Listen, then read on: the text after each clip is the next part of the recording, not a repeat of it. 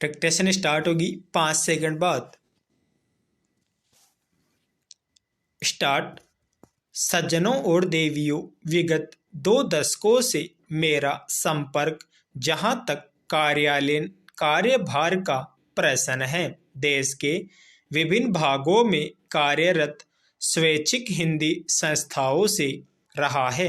अतएव आज इस गौरवपूर्ण मंच से संस्थाओं और उनके इर्द गिर्द की बातों पर अपने विचार केंद्रित करूंगा, जहां हिंदी शिक्षण एवं परीक्षा संचालन हिंदी प्रचार प्रसार के सर्वाधिक रचनात्मक कार्यक्रम है, वही हिंदीतर क्षेत्र में हिंदी के लिए अनुकूल वातावरण निर्माण भी एक महत्वपूर्ण पहलू है।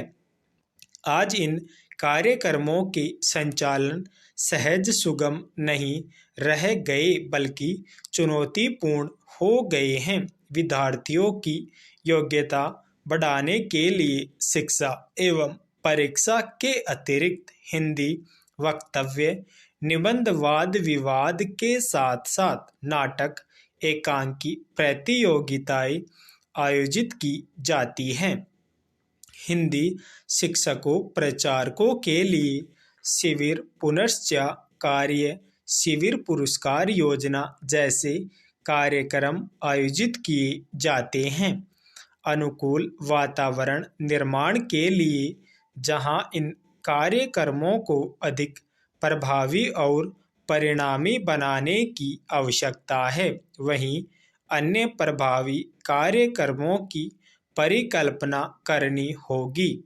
हिंदी शिक्षण, परीक्षा संचालन और वातावरण निर्माण, इन तीनों के आनुपातिक और सफल आयोजन पर विद्यार्थियों का हिंदी ज्ञान अर्थात हिंदी बोलने, पढ़ने एवं लिखने की दक्षता का पूरा दारोमदार टिका रहता है। आज जबकि बहुतेरे विद्यार्थी शिक्षक बनने की राह में प्रशिक्षण प्राप्त कर रहे हैं, तो हिंदी शिक्षक की योग्यता एवं दक्षता ऐसे ध्यान देने का विषय है, जो राज्य के इतने सारे हिंदी सीखने वाले विद्यार्थियों के स्तर के लिए निर्णायक पहलू है। यह नकारा नहीं जा सकता कि किसी भी संस्था के लिए उनके प्रचारक ही आधारभूत परिसंपत्तियां होते हैं।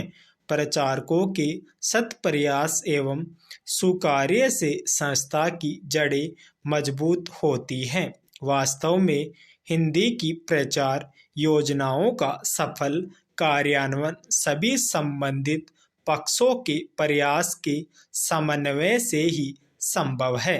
संस्था के पदाधिकारी, कार्यकर्ता, प्रचारगण, विद्यार्थी और अंत में किंतु कदापि कम नहीं सरकारी व्यस्तता के तालमेल पर इन सबके कार्यों के उचित समन्वय का प्रयत्न स्वस्थ दृष्टि से निरंतर जारी रहना चाहिए और यह भी ध्यान रहे कि जाने अनजाने दामन में दाग न लग जाए। पेरा भारत ग्रामों का देश है और अधिकांश भारतीय जनता ग्रामों में बसती है। नगर और शहरों के नागरिकों को शिक्षा की कई सुविधाएं प्राप्त हैं, तो यूं उन्हें हिंदी पढ़ने के यथेष्ट अवसर उपलब्ध हो जाते हैं। अब आवश्यकता इस बात की है कि ग्रामवासियों को भी हिंदी सीखने के अधिक अवसर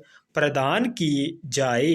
हिंदी राष्ट्रीय अस्मिता, राष्ट्रीय पहचान, राष्ट्रीय गौरव की भाषा है। यह राष्ट्रभाषा, राजभाषा घोषित तो हो चुकी है, किंतु अब तक इसे अपना उचित स्थान प्राप्त नहीं हुआ है।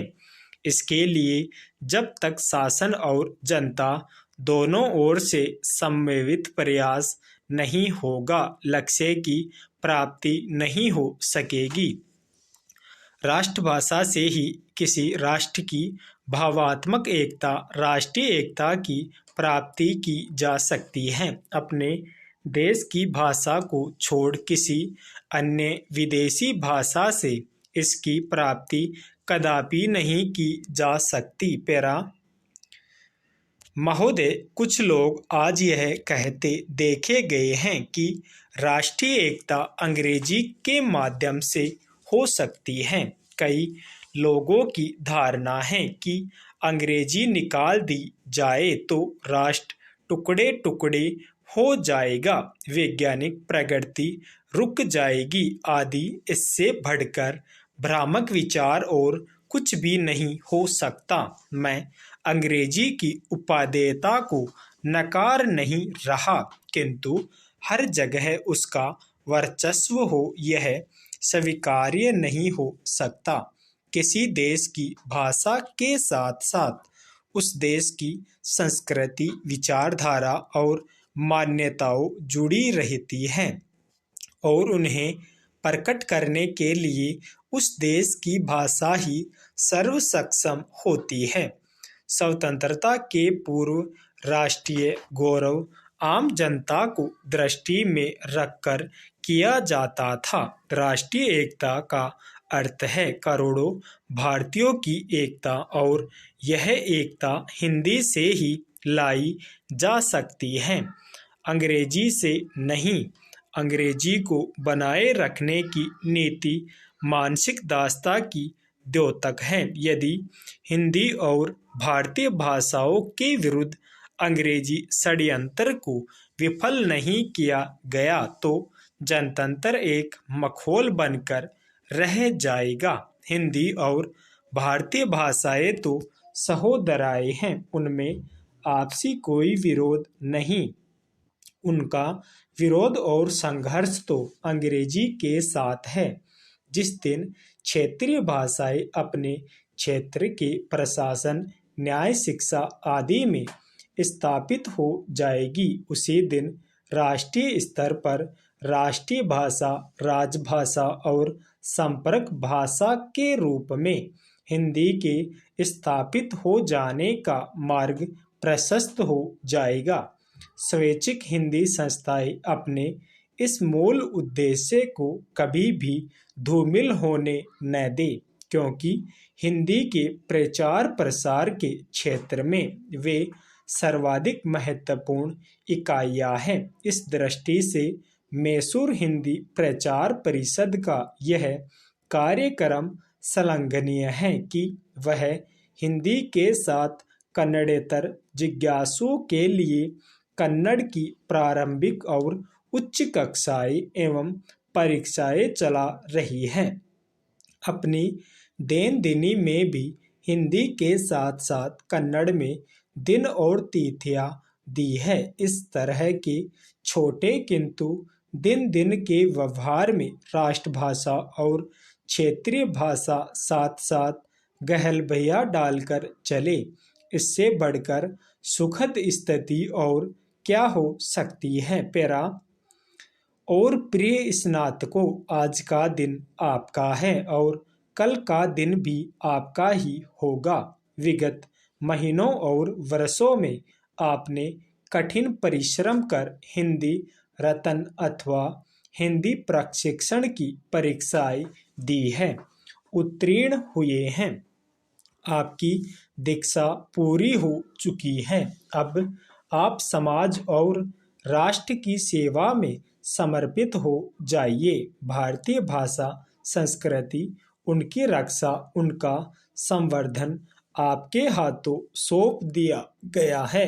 आप दायित्व का निर्वाह कर सके, जीवन में सफलताएं पाए, यही शुभकामना है। जिन्होंने हिंदी प्रवेश, हिंदी उत्तमा की परीक्षाएं उत्तीर्ण की हैं, वे और आगे बढ़ेंगे, यही आशा है।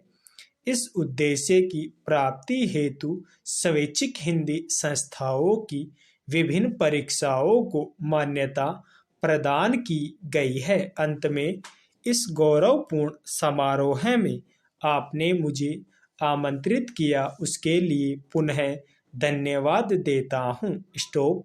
डिक्टेशन अच्छी लगी हो तो कृपया चैनल को लाइक और सब्सक्राइब जरूर कर लेवे। धन्यवाद।